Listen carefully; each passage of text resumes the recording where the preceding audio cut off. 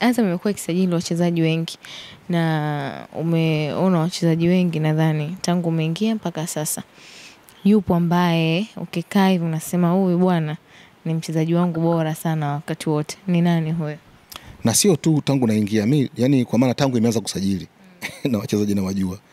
So kumekuwa na wachezaji wengi sana wameingia, lakini ni sio dhambi kusema John Boko.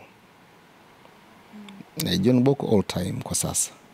As it stands, John Boko all time. Kwa kila kitu ambacho amefanya kwenye timu hii. Unajua John Boko ndio aliofunga mabao ambayo alipandisha timu daraja. Azam FC inapanda daraja, mfungaji ni John Boko. Azam FC inacheza ligi, yani sasa imeshapanda daraja. Kombe la kwanza kushinda ni kombe la Mapinduzi, mfungaji John Boko. Azam FC inashinda ubingwa wa ligi kuu. Siku Azam inashinda ubingwa, goli John Boko, lile la ushindi. Azam FC inashinda Kagame Cup, goli la ushindi John Boko, la kwanza, Kagame ya kwanza kabisa John Boko. So huwezi kumtoa, yani, na hadi sasa yeye ndio all time top scorer wa klabu, magoli 86 kaifungia Azam FC. Kwa hiyo huwezi kutoa, anabaki anasimama John Boko kwa mchezaji bora sana ambaye amesha kucheza Azam mpaka sasa. Sawa, John Boko ameondoka Azam kwenda Simba 2017 mpaka sasa ni miaka kama 8 hivi 9 tuseme na karibia. Uhusiano wa John Boko na Azam ukoje? Mchezaji wa watu huwezi kuwa na uhusiano naye.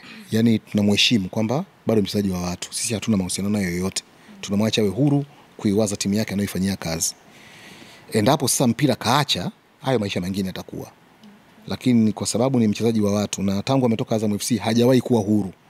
Mara zote amekuwa mchezaji wa watu. Kwa hiyo sisi hatuna mahusiano naye yoyote yale. Ila heshima yake kwetu ipo kubwa sana, lakini hatuna mahusiano naye kwa sababu sio sawa sawa kuwa na mahusiano na mchezaji wa watu wengine. Hata sisi hatupendi mchezaji wetu awe na mahusiano na watu wengine. Usajili gani ambao ulikuwa wa moto sana? Nyingi sana, sajili nyingi sana ambazo Azam imefanya za moto, zile za ndani za nje. Kushindania wachezaji, kushinda hiyo vita kusajili wachezaji wengi sana. Unajua usajili wa Mlisho Ngasa ulikuwa changamoto kubwa sana. 2010 usajili Mafisango, watu wazijua. Vita Mafisango ilikuwa kubwa sana na Simba tunawania Mafisango. Kwa vita kubwa sana, ilishinda vita kubwa sana watu ambao hawezi kujua. Kwa sababu unajua ukishinda vita chini kwa chini ambayo haiko mtandao, haiko kwenye vyombo vya habari. Na bahati mbaya zaidi wakati ule mitandao haikuwa ya moto kama sasa, watu waanza wasijue. Lakini vita ilikuwa kubwa sana kati ya Azam FC na Simba kumwania Mafisango. Wakati anatoka APR ya Rwanda, kubwa mno. Yaani ilikuwa ni vita kushikana mapanga. Kwa hiyo ilikuwa hivyo. Lakini hakuna usajili mwingine mgumu sana. Exactly hakuna, ila kuna zile fujo za usajili ambayo Azam inakuwa inahusika moja kwa moja. Kwa mfano kama ya Singano, Ramadhani Singano 2015, sakata ilikuwa kubwa sana. Kuna vita moja ilikuwa ya Ramadhani Chombo Lidondo. Lidondo alikuwa mchezaji wa Simba. Azam ikamsajili. Wala hakuwa na shida kwa sababu alikuwa amemaliza mkataba wake kule na alikuja kama free agent. Alisaini miaka 3. Lakini baada ya miaka 2 akasema kamaliza mkataba, anataka kwenda Simba. Ile vita ilikuwa kubwa sana. Vita ilikuwa kubwa kwa sababu wakati wanakuja kutoka Simba walikuwa wawili, yeye na Jabiri Azizi Stima. Jabiri anamwambia Lidondo, wewe na mimi tumesaini siku moja, tumekuja siku moja na unakumbuka tulijadiliana twende Azam pamoja tukiwa Simba. Tulisaini mkataba sawa mimi na wewe miaka 3 hujaisha, anambia mimi nimemaliza. Ilikuwa ni kitu ambacho huwezi kuelewa kama huyu mtu kachanganyikiwa na nini.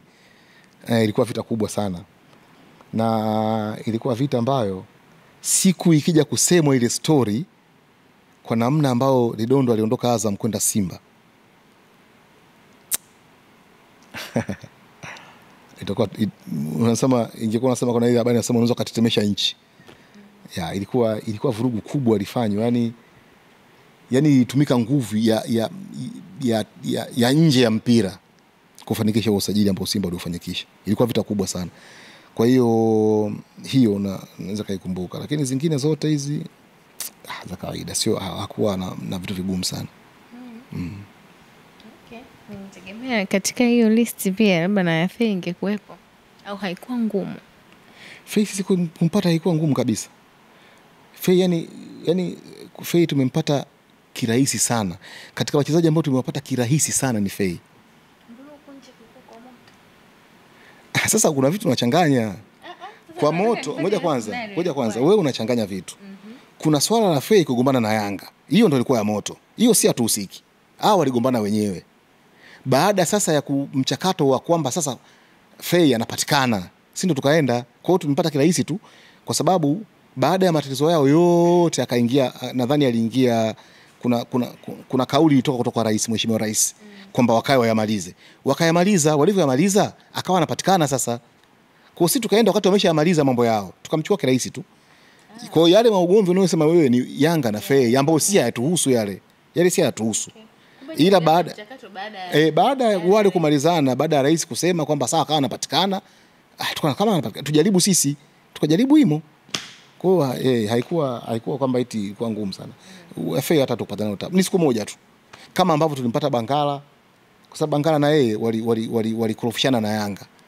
Kwa hiyo baada ya kurofishana na Yanga wakayamaliza kwamba lazima aondoke. Akawa anatafuta, tukaambiwa kama anapatikana. Tukaenda rahisi tu, wala haikuwa shida. Ilikuwa rahisi sana. Usajili wa Faye na Bangala ulikuwa mgumu. Usajili mgumu wa mchezaji kutoka Yanga ilikuwa ni Ngasa. Ngasa ulikuwa mgumu kweli kwa sababu Yanga walikuwa hawataki kumuuza. Mazungumzo yanaendelea, kumuuza hawataki. Lakini walikuwa Ngasa mwenyewe hataki kubaki Yanga. Unafahamu hata Azam ilimpata Ngasa baada kuwa ameondoka ameenda APR. Hicho kitu ambacho watu wengi pia hawakijui. Ngasa baada ya kuzinguana na Yanga, kwanza alikwenda APR, alikuwa anataka akasajiliwe Rwanda. Usajili wake kule ukashindikana ndo akarudi. Alivyorudi hapa bado kubaki Yanga hataki. Kwa sisi tukapeleka ofa ya kwanza. Yanga wanataka endelee kubaki, yeye kubaki hataki. Kwa kama ikawa hivyo. Bwana vipi huyu bwana tunataka muda wakataja bei wakiamini kwamba labda hiyo bei itakuwa too much. Watu wakafika. Hii hapa kawekea mezani. Akaondoka. Lakini na ugumu wake ilikuwa mazungumzo yalikuwa muda mrefu kwa sababu Ngasa mwenyewe alikuwa anataka kuondoka Yanga. Yanga hawataki kumwachia na dili lake aliyotaka kwenda lilishindikana kwanza kwa sababu ilikuwa dili la APR Rwanda. Baada ya pale akaona tu roho yake haimtumi kubakia. Kwa hiyo na nadhani ni tabia ya Ngasa kwa sababu hata alikuja Azam pia tena akawa hataki kubakia. Unafahamu ilikuwa hivyo. Na hata alivyoondoka Azam alikwenda nako akawa tena hataki kubakia. Ilikuwa ni tabia yake. So